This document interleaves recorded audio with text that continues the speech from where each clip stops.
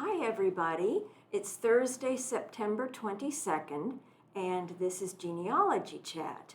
We're coming to you live from the Will and R Genealogy Center in one of our meeting rooms, and this is coming to you from the Eckhart Public Library, and the Will and R Genealogy Center is a service of the Eckhart Public Library. Today's show is sponsored by Lou and Kramer Armstrong. Lou is the one who is singing, and Mr. Kramer is the one who's playing the guitar inside the guitar case.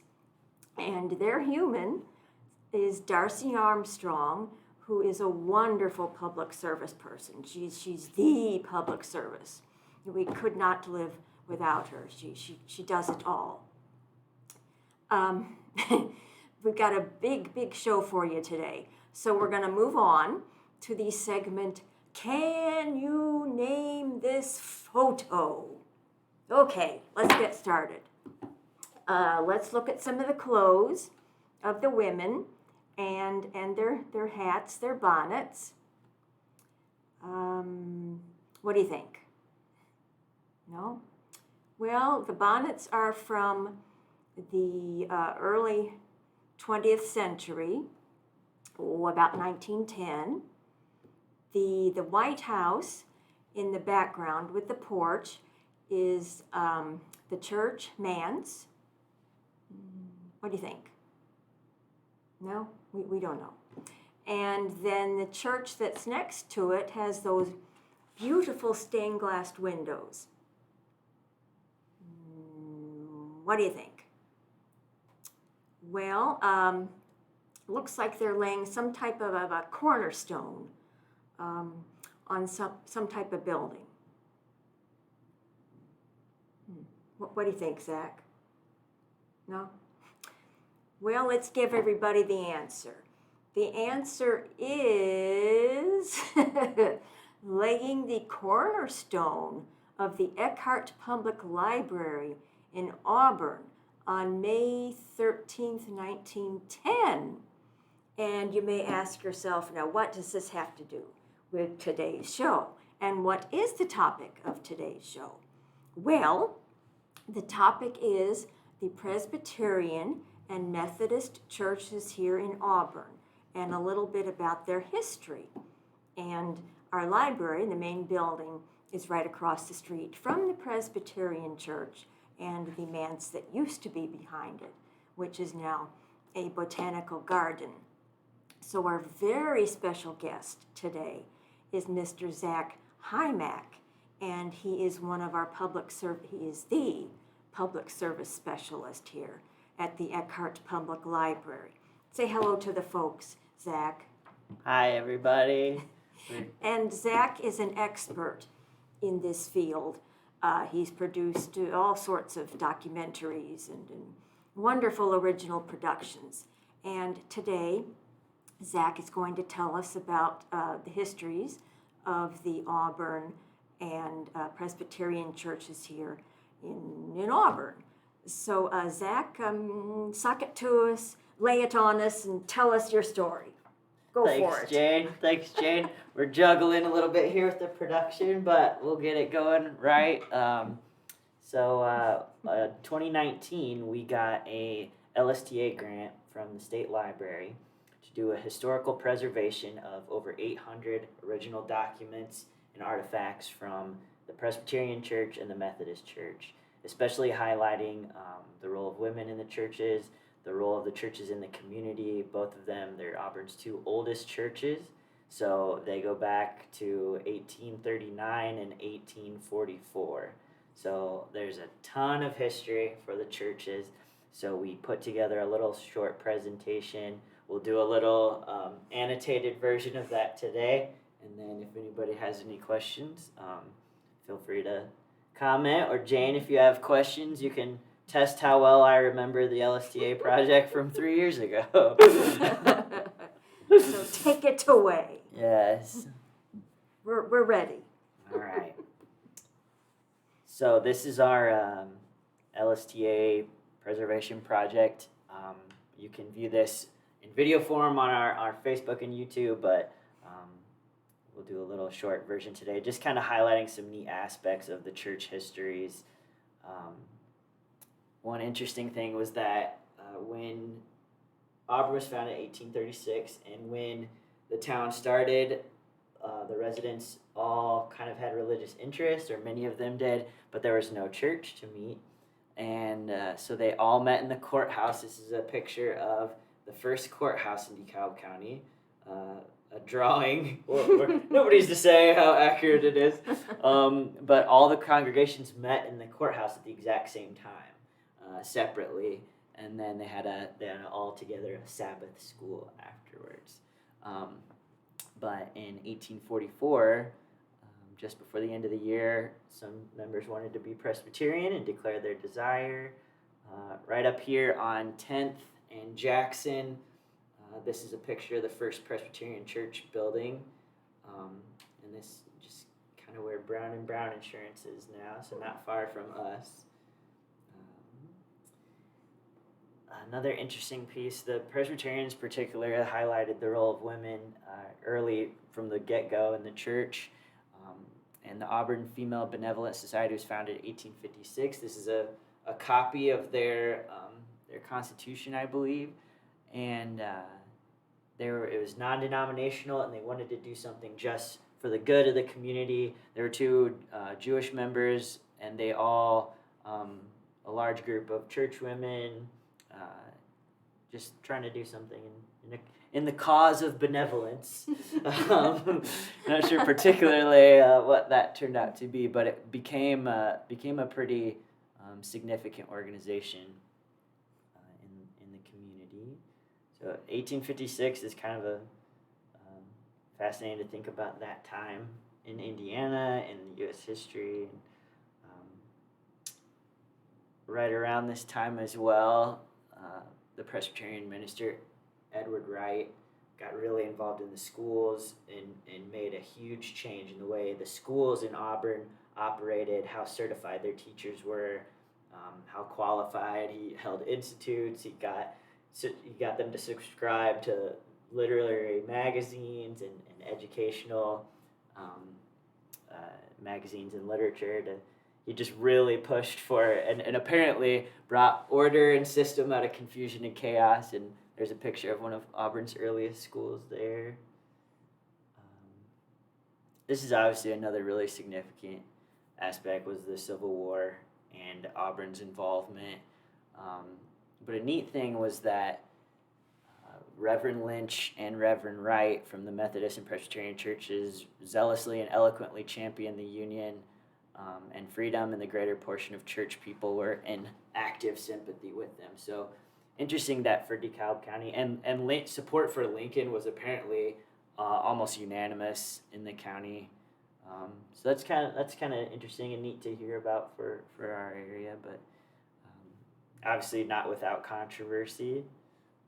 Within about 10 years, the new Presbyterian church is built on the current location. And it's kind of neat just because we have all these original pictures. And there was a fire in the church manse in the 1920s that destroyed a lot of the early church records. So this was a big effort to preserve and keep that stuff around. The 50th anniversary, there was a lot of support and highlighting of the role of women in the mission organizations, and really making a difference for a half century, both in the community and internationally. This is my biased inclusion because you can see the cornerstone laying of the library in 1910, but people are sitting up here on the manse roof so they can get a good view of the governor and everybody who came for that event, which was obviously a huge deal. Let's see. The World War II wartime era was obviously another. I like this quote. This says, "These were years of danger and great faith and confidence. It was a heroic period, an earnest and courageous time in our church. I'm biased. This is the church where I grew up, but it's interesting to look back on. The church was also instrumental in starting the Children First Center, as well as the DeKalb County Council on Aging in the 60s. So that was kind of neat to see the history, but we've got all these preserved now, and they're on our online photo archive, so people can get on to the website and search Auburn Presbyterian Church or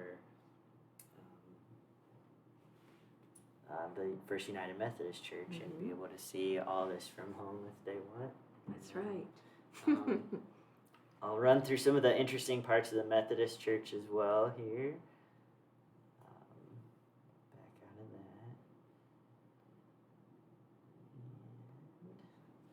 The Methodist Church was the first church in Auburn. And the founder of Auburn, Wesley Park, also founded the Methodist Church. So we're talking 1836, when Wesley Park arrived and laid out the land for what would become Auburn. There's a picture of Wesley and his wife Sophia. There's interesting histories here from his journals and talking about crossing, through the Great Black Swamp in Ohio and navigating through and stopping by Cedar Creek and the assistance he got from area Native Americans and trade, trying to cross the creek and the rivers in winter. And it sounded like quite the endeavor. But within 10 years of the founding of Auburn, the Sunday school class for the Methodists had memorized almost 4,000 verses of Scripture and read 5,000 pages of Bible. So they were very, very into the religious education aspect. And John Zimmerman from the Methodist Church, we have a bunch of these preserved newspaper articles talking about the history of that time, which is kind of neat to have the kind of oral tradition passed down. Here's a picture of the first courthouse. Again, also though, Reverend Ham and Reverend Lynch talking about their role in abolition and championing the Union cause in the 1850s and 1860s, which apparently was a little divisive with some people in the church, but they took a stand anyway. Said, "No, this is unequivocal." And then I'll just skip to this kind of interesting story about when the Methodist Church was built, dedicated in 1891 up on Van Buren, not far from the library again. It was a really gorgeous building. There's a picture of the sanctuary. It had seating for 500 in the sanctuary. 500? Yeah, in 1890. And seating for 200 in the balcony. But this is a really interesting part here. So the church goes far and beyond to, let's see if I can hold it here for a second. The church goes far and beyond to build this ornate, kind of jewel of the town. And they have this Reverend Doctor from New York City come in, this famous preacher. And his name's Reverend Dr. Charles Payne, New York City. He comes in and chastises the congregation because they have gone over and beyond to build this beautiful, amazing church, considering the resources of Auburn at the time. And the night before, there were still $8,500 to be raised for the dedication of the church, which equates to about $250,000 in today's dollars. So the leaders of the church have this meeting, this midnight meeting in a locked room. They get out, they go through the town. Mrs. Harder and Mrs. Robbins go. They wake people up and get them out of bed and make pledges. They end up raising, by the time of the dedication, $12,500, which equates to about $350,000. As far as we can tell, the U.S. inflation calculator only goes to 1913. So it's more than that, but every organization and lodge in the town contributed. It was a standing room only dedication, a real event for the whole community. It was a huge deal. The Reverend Thornburg was huge in getting the Scouts started in Auburn. You can see some pictures of them in the early days. And again, the Ladies' Aid Society and other women's groups advancing mission in the community. But you can see kind of the crowded. But all this stuff we have original documents for, and primarily focused on before 1950. But one other interesting anecdote was that when the church needed to expand again, less than 100 years after they were criticized for having this big ornate church, in 70 years later they were bursting at the seams, and that's when we build the current location out on Duesenberg. But there was some debate: should we do it? Should we not? Should we do it? Should we not? They finally decided to do it, and on the morning of the dedication, as the congregants are trying to leave, one of the steps collapsed in the old church.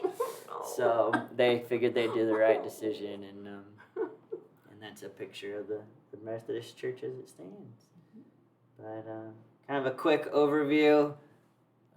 I like this quote, seeing the real history of Auburn Methodism over the past 132 years lies in the faith and work of each minister and member and the services offered to the congregation and community, reaching out and ever developing to meet the needs of the times. Mm-hmm. Just a lot of really intense, meaningful and impactful history, particularly around youth education in the church, in both churches. And it was neat to be able to look back through 100-some years of that. Almost 200 now. Mm-hmm. Yeah, so that's pretty much the presentations. So where can people watch this wonderful show that you it's created? Available on our YouTube channel, as well, the full thing, as well as on our Facebook page, and it's called "How Deep Do These Roots Grow? Auburn's Earliest Churches and Their Impact." So I can kind of show off a couple interesting pictures instead of all the timeline of the Zoom and everything. But of the Presbyterian Church, here's a rendition from one of the papers. What the second church on its current location looked like. Just neat, kind of interesting handmade sign, it looks like. So it's always been on this location. It's always been it was original, close. It was on 10th and Jackson first, and then 12th and Jackson. Now I kind of like this picture. It's kind of a wide angle view of what must be Jackson Street. Mm-hmm. Yeah, so, but again, like, all these are available on our online photo archive. You can just peruse them at will. It's kind of neat to just see what used to be there and see actual old versions of sermons or worship bulletins, things like that. Or the church budget with Abraham Lincoln overseeing it, presumably advocating honesty. So, yep, that's pretty much that. So, will you take us to the online digital archive? Sure. Step by step? Yeah. And do a basic search? Sure. Oh, that's wonderful. Yeah. I know I'm looking forward to that. Yes. So move this over here. So if you ever want to look at our online photo archive, you go to our website, and then you can go over here to the online photo archive. I don't know if it's jiggling like that on the screen, but you can go to search. And for example, if you always usually want to type in quotes because that will give you the specific search you're looking for. But you could look for First United Methodist Church. Hit search. Ooh. And then, so for example, we get 700 results from that. And this will give you a lot of the results. You can see, go in, see kind of older preserved pictures. Mm-hmm. And then here on the right, which I know you know, but for the benefit of the general public, give you a lot of info about the detail, the year, ideally if we can get it, and then any informational notes we have about the specific picture. And if people are interested in getting a copy of what they see online, I believe they can click on the image. It's been a while since I've done this. Well, I believe they can just contact us. Mm-hmm. Yes, they can. And request use for the image. Either this email, genealogy at epl.in.us, or just calling us. And you can also fill out an online request. Online request. That's Yep. And hopefully Jane will say, yes, you can have that. That's right. Yes. We're all about access. Yeah. Pretty neat Sure tool is. to have, to be able to see at will literally thousands of things that we have. That's right. You can watch this. You can see this all around the world. In fact, many people do.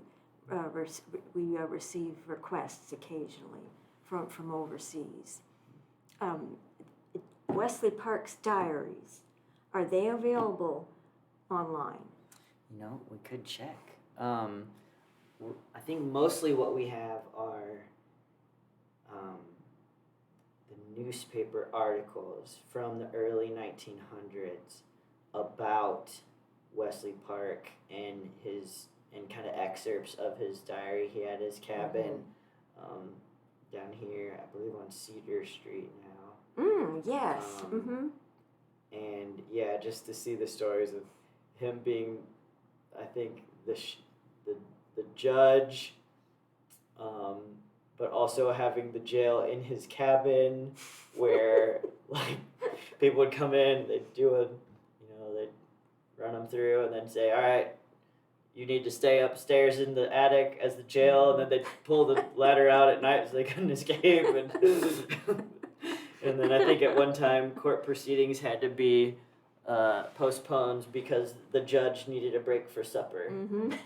But Wesley Park, donating a lot of the land for the churches, and I think the original Methodist church that different denominations used as well. So kind of neat to see. It's a big deal. And that's through microfilm? Yep. Our microfilm here at the Genealogy Center. That's right. And we can assist you. That's right. Exploring it. Yeah, we have the Auburn newspaper. Did it start out as the Auburn Courier? The Auburn Courier. Yeah. And we have that going back to the 1800s, as well as current time period online. So, Zach, I have a couple of questions for you about the stained glass windows of the Presbyterian I'm not Church. going to be able to help you, but sure. Can you tell me who the people are? Actually, Perhaps yeah, stained it's glass window. I believe it's Matthew, Mark, Luke, and John. I believe it's the writers of the Gospels. And not sure their anatomically accurate as far as how they look.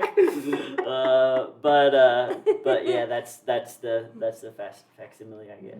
Close, yeah, Yeah. very close. You can test me on that. We Yeah. can walk across the street and find out if my youth memory holds up. Yeah. And what about the Methodist Church? What can you tell us about the stained glass? Who's on the stained glass there? Yeah, not so much. I grew up in the Presbyterian church, so I saw those all the time. But the Methodist church, I'm not so sure about. And I believe the new church in the 70s moved to Duesenberg. Mm-hmm. I do know that they have a plaque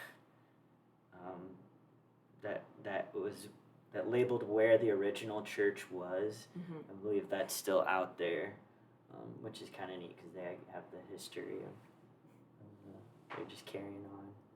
But yeah, it's also a really beautiful sanctuary across from Smith Acres Park. Never visited. I should. Yep, I think it's actually the highest point in Auburn. Ooh. That was part of the reason for building there. Yeah. But I know a lot of our viewers can tell us about the windows at in the Methodist Church, and just in the comments section, please tell us about the windows in the Methodist Church, the Presbyterian, all the different denominations. We're curious to learn about them. So I want to thank our sponsors one more time. Lou and Kramer Armstrong, and their human is Darcy. Oh, there they are singing and playing the guitar. The guitar, look at them. Aren't they adorable?